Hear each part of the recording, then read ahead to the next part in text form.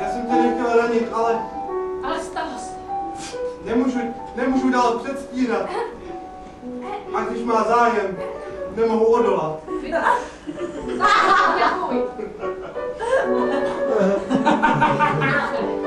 Ale to si pamatuj, vydrž za chvilku. Že já jsem tě. Řekni to. Smělo.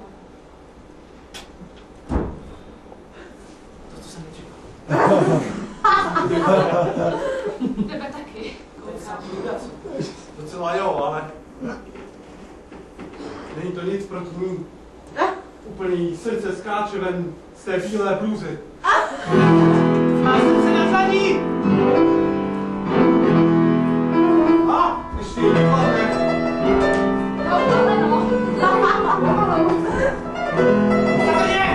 Pohodě doktora! Doktora! Doktora, srdce jí skáče, co já udělala? Doktora!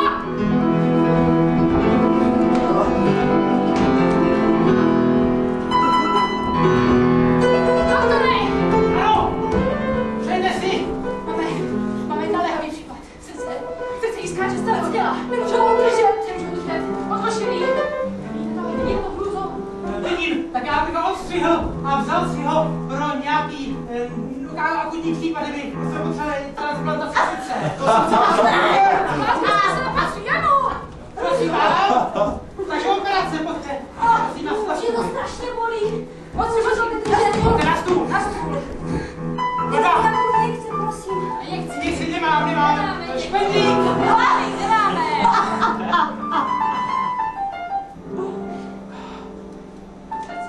Pořád, tlučka. Jak je vám? Omdlela.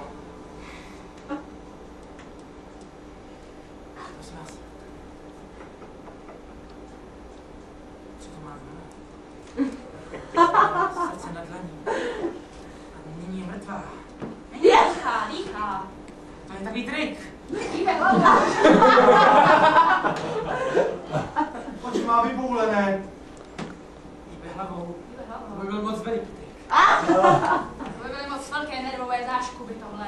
Anuško, můžeš jít sem vedle, prosím tě, na chvilku? No, co potřebuješ? Jiruna není v pořádku.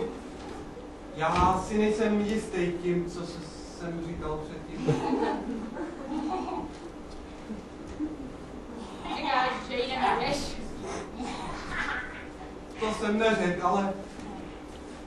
Je nějaká divná, viď? Trošku.